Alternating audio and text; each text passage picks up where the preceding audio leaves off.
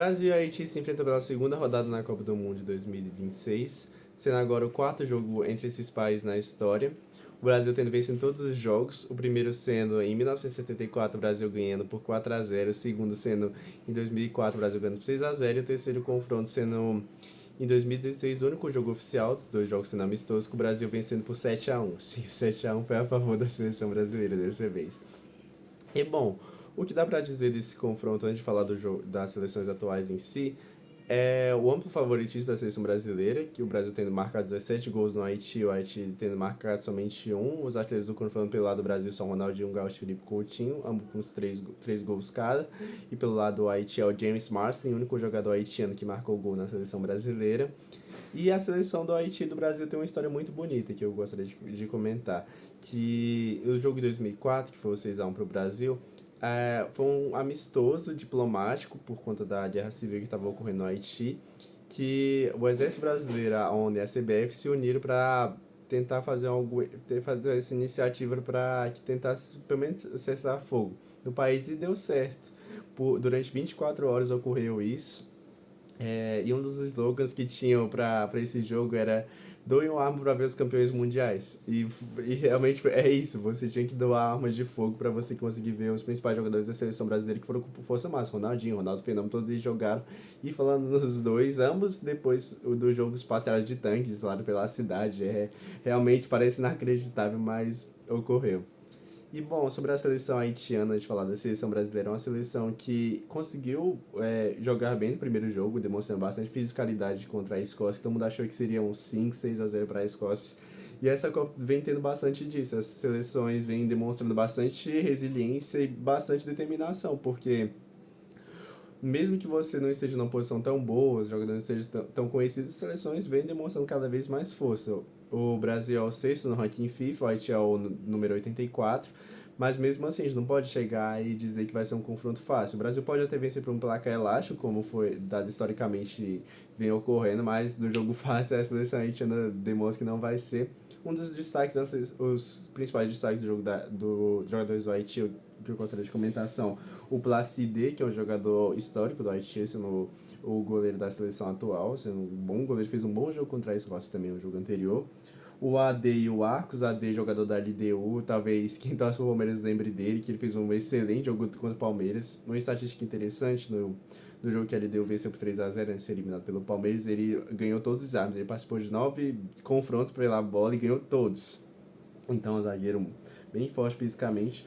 O Belegars, que é o camisa 10 da seleção haitiana, que é o único jogador haitiano que jogou na Liga Inglesa e foi rebaixado nessa temporada agora, mas é um excelente jogador. Pierrot e Nazon, a dupla de ataque do Haiti. E um sendo um 9 mais de área, mais forte, assim, outro sendo um falso 9. E eu queria comentar novamente sobre o Belegard, que ele não é haitiano, ele nasceu na França. O pai dele é haitiano, por isso ele joga pela seleção haitiana. E 80% dos jogadores da seleção do Haiti não são haitianos. E a seleção do Haiti em si não joga no Haiti, ele joga normalmente de Curaçao por conta da situação do país. Então é um país que, para conseguir estar nessa Copa, realmente passou por muita coisa. Então é uma seleção que vem com esse entusiasmo ainda maior para se provar e mostrar que aqui veio. Então a seleção que vai tentar bastante. E retomando sobre o Belegard, é um jogador que desde o nascimento dele é interessante ver a vida dele, que ele nasceu de 6 meses, a mãe dele ficou em coma, e como não tinha ninguém na família no hospital, os médicos deram o nome dele, Belegard, Jean-Henrique Belegard. Belegard significa muralha forte, muro forte em francês, então é um cara que tem uma história bem interessante. E ele se diz bem orgulhoso de jogar pelo país do seu pai, então ele vai realmente tentar fazer. Já é um cara que já vai entrar com vontade, aquele cara que é o que a gente talvez quando da seleção brasileira venha sobrando na seleção da Haiti, de dividir por qualquer bola e demonstrar bastante força. Agora falando pelo lado do Brasil, o Brasil está em terceiro lugar do grupo, a Haiti está em quarto por conta da derrota, e o Brasil está se classificando. Sim, parece um pouco estranho ter se classificando nas Copas do Mundo, mas o Brasil vem conseguindo isso por conta das 8 melhores terceiras colocadas, que nessa Copa do Mundo tem mais seleções, ocorrer isso acha difícil. E o Brasil está atrás do Marrocos por conta. O Marrocos estava ganhando até então o jogo, mas não é por conta disso. Eu estava assistindo aqui agora há pouco.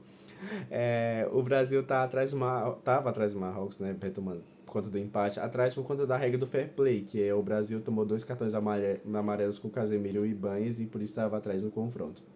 Então vai ser um jogo decisivo para as duas equipes. Eu coloco favoritinhos para a seleção brasileira e também diversas pessoas. A estatística que eu estava vendo aqui que é 88% de probabilidade da vitória que as pessoas apontam, 8% de empate, só 4% da seleção do Haiti. E falando sobre a seleção brasileira, é uma seleção que vem passando por diversas coisas. Por conta do empate contra o Marrocos, muita gente já desacreditou da seleção e falou que não conseguiria nada nessa Copa do Mundo. Bom, eu penso um pouco diferente. Eu acho que é um empate normal, principalmente por conta do ciclo que o Brasil teve. E também está tendo bastante notícias sobre o que aconteceu com o presidente da CBF, o Sami Chaud, que é um cara que pagava jatinho para as mulheres ir com ele e tudo mais. Então, não dá um clima tão bom para a seleção brasileira para a gente ficar nessa de não apoiar a seleção. Então, é um jogo que vai ser bem decisivo para o Brasil, porque quem ganhar já basicamente garante a classificação. E eu queria compartilhar, dar minha opinião sobre a escalação do Brasil, que foi postada no G1 mais cedo. Que é Alisson no gol, Danilo, Marquinhos, Gabriel Magalhães, Douglas Santos. Da única mudança daí é o Danilo, na lateral, no lugar do Ibanez. Casemiro e Bruno Guimarães se mantêm, Lucas Paquetá, Rafinha, Matheus Cunha e Vinícius Júnior. Matheus Cunha provavelmente no lugar do Igor Thiago, mas não de posição, mas de ter entrado no lugar. Enfim, a seleção brasileira foi muito criticada, principalmente por conta do meio de campo, e é esperado que o Ancelotti mude o time. Eu também esperaria que ele mudasse o time. Mas o Brasil aparentemente vai jogar com a mesma formação e com basicamente os mesmos jogadores estão mudando o Danilo e o Matheus Cunha, que entraram também no segundo tempo contra o Marrocos. E o que todo mundo tá pedindo e o que todo mundo tá falando é cadê o Endrick? Bom, o Ancelotti no último momento disse que ele tem disciplina tática e por isso talvez não entrasse.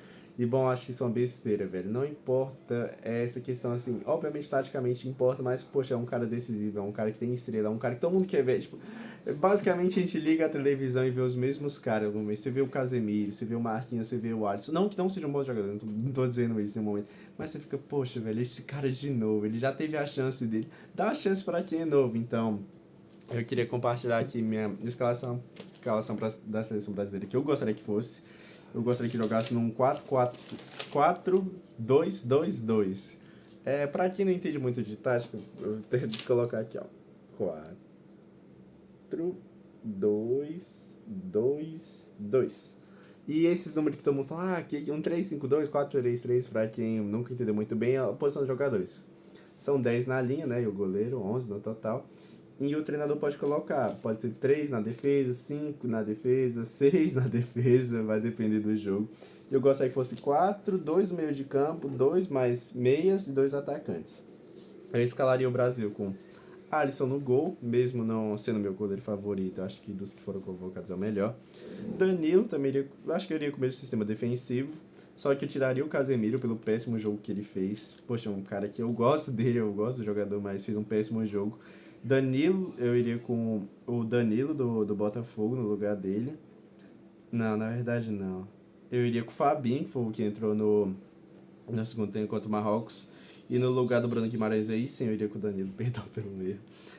Nos meias eu iria com o Matheus Cunha de um lado e Ryan do outro. E no ataque eu iria de Vinícius Júnior e Endrick.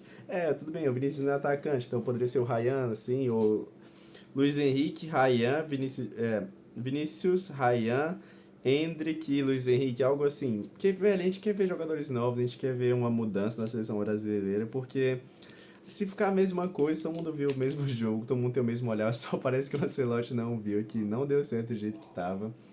Então eu esperaria mudanças, mas eu tô gravando um pouco antes do jogo acontecer, então não tem como saber.